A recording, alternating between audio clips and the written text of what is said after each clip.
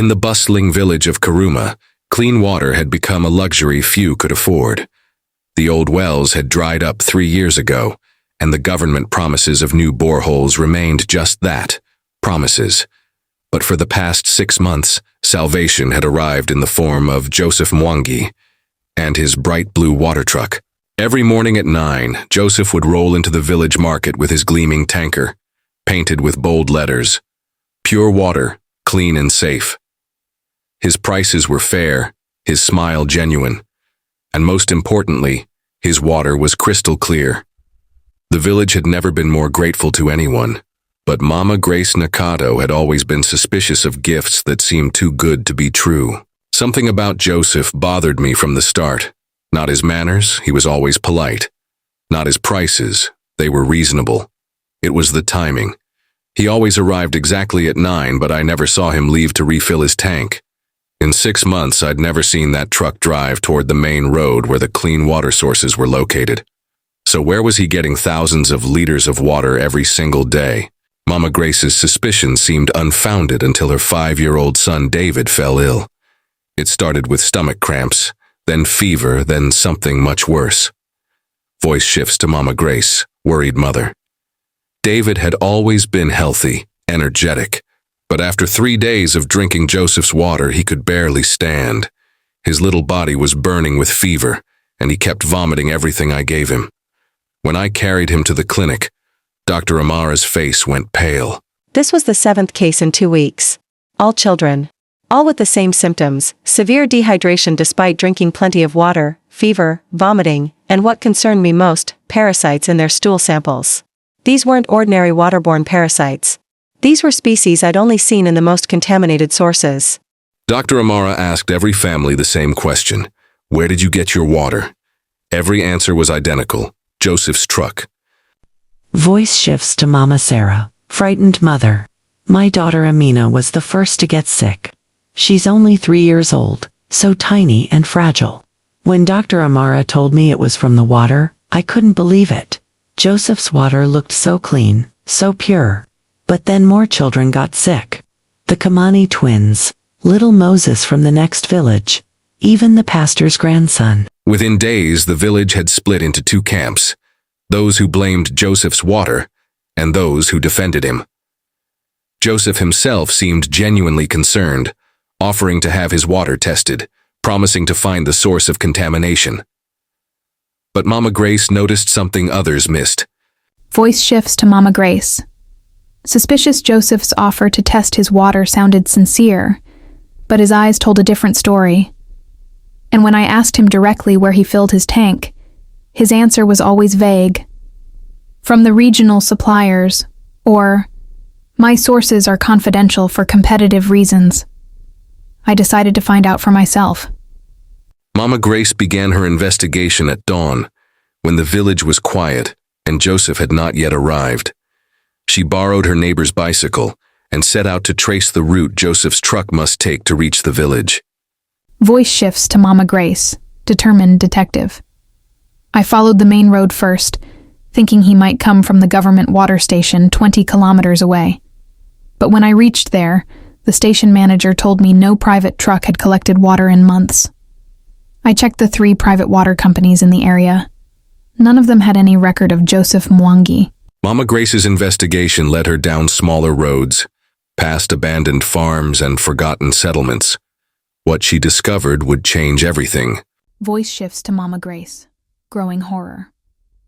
I found Joseph's truck parked beside a small stagnant pond about 8 kilometers from our village. The pond was green with algae, surrounded by garbage and what looked like animal waste. Dead fish floated on the surface. But there was Joseph, in his clean white shirt, lowering a hose into that filthy water. His tank was already half full of that poison. Mama Grace watched in horror as Joseph added something to the tank, a white powder that made the water appear clearer. Voice shifts to Mama Grace, whispered shock. He was adding some kind of chemical to make the dirty water look clean.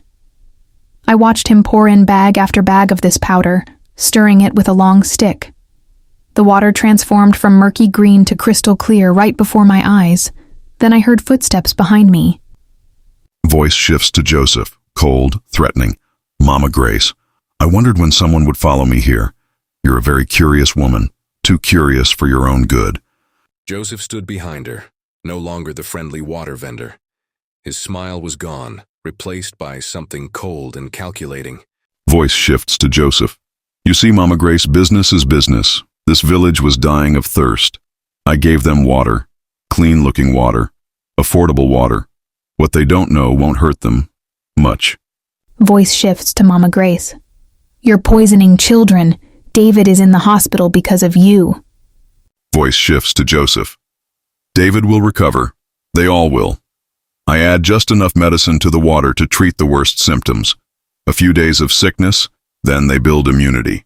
It's better than dying of thirst. But Mama Grace was about to learn the full scope of Joseph's operation. Voice shifts to Joseph, proud of his scheme. Do you know how much it costs to transport clean water to remote villages like yours? More than you people could ever afford. But this pond water is free. A little bleaching powder to kill the worst bacteria, some clarifying agents to make it look pure, and everyone's happy. Voice shifts to Mama Grace. This isn't just negligence. This is deliberate. You know exactly what you're doing. Voice shifts to Joseph, coldly practical. I'm a businessman, Mama Grace. I found a demand and filled it. Every village for 50 kilometers buys from me. Thousands of customers. They get water, I make a living. The children get a little sick, but they don't die of thirst. Joseph reached into his truck and pulled out a metal pipe. Voice shifts to Joseph, threatening. Now you have two choices. You can return to the village and forget what you've seen here. Or you can stay here permanently, and I'll tell everyone you had an accident while out riding your bicycle. Voice shifts to Mama Grace, desperate. I'll expose you. I'll tell everyone. Voice shifts to Joseph, confident. Who will believe you?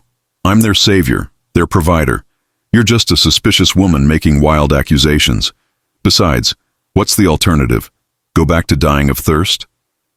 Mama Grace made a desperate decision. She grabbed a handful of mud from the pond and threw it at Joseph's face, then ran to her bicycle and pedaled faster than she'd ever pedaled in her life. Voice shifts to Mama Grace, breathless, panicked. I rode straight to the village clinic, bursting through the door covered in mud and sweat. Dr. Amara was treating another sick child when I arrived. Voice shifts to Dr. Amara, shocked. Mama Grace looked like she'd seen a ghost. She could barely speak between gasps for air, but what she told me made perfect sense. The parasites, the chemical burns in the children's stomachs, the pattern of illness, it all pointed to severely contaminated water treated with industrial chemicals. But when they tried to contact the authorities, they discovered Joseph's final secret. Voice shifts to police officer, dismissive. Joseph Mwangi is licensed by the district council. His water meets all safety standards according to his certificates. Are you suggesting our government officials are incompetent? Voice shifts to Mama Grace, defeated. The corruption went deeper than I thought. Joseph had been paying bribes, forging certificates, buying silence. The very people who should have protected us were part of his business. Mama Grace faced an impossible choice: watch her community slowly poison itself, or take matters into her own hands. Voice shifts to Mama Grace, determined. That evening, when Joseph arrived for his usual sales, I stood in the market square and announced what I had seen. Some people listened, others called me crazy. But when I showed them the mud from the pond, when I explained about the chemicals, doubt began to spread. Voice shifts to village elder, conflicted. But what choice do we have? It's Joseph's water or no water at all. At least with his water we survive. Without it we die. The village split into factions. Some families stopped buying from Joseph and began the long walk to distant clean sources. Others continued to buy, convincing themselves that survival was worth the risk. Voice shifts to Mama Grace, bitter realization. I realized then that Joseph was right about one thing. Desperation makes people accept the unacceptable. Half the village knew the truth, but chose to ignore it. They'd rather risk their children's health than face the inconvenience of finding alternatives. Voice shifts to Joseph. Final taunt. Mama Grace, you've split the village in half. Half my customers are gone, but the other half are more loyal than ever. They know what I'm selling, and they're buying it anyway. That's the real secret. People will poison themselves if the alternative is too difficult. 6 months later, Joseph still operates in the region, though he's moved to villages where Mama Grace's story hasn't spread. The children who got sick have mostly recovered, but some suffer permanent damage to their kidneys and digestive systems. Dr. Amara continues to treat cases of waterborne illness, knowing that some of her patients are still drinking from Joseph's truck. Mama Grace has become a water activist, teaching villages how to test and purify their own water sources. But the most disturbing truth remains. In a world where clean water is a luxury, people will drink poison if it's affordable and convenient. And somewhere, right now, another bright blue truck is pulling into another desperate village, offering crystal clear water at an impossible price.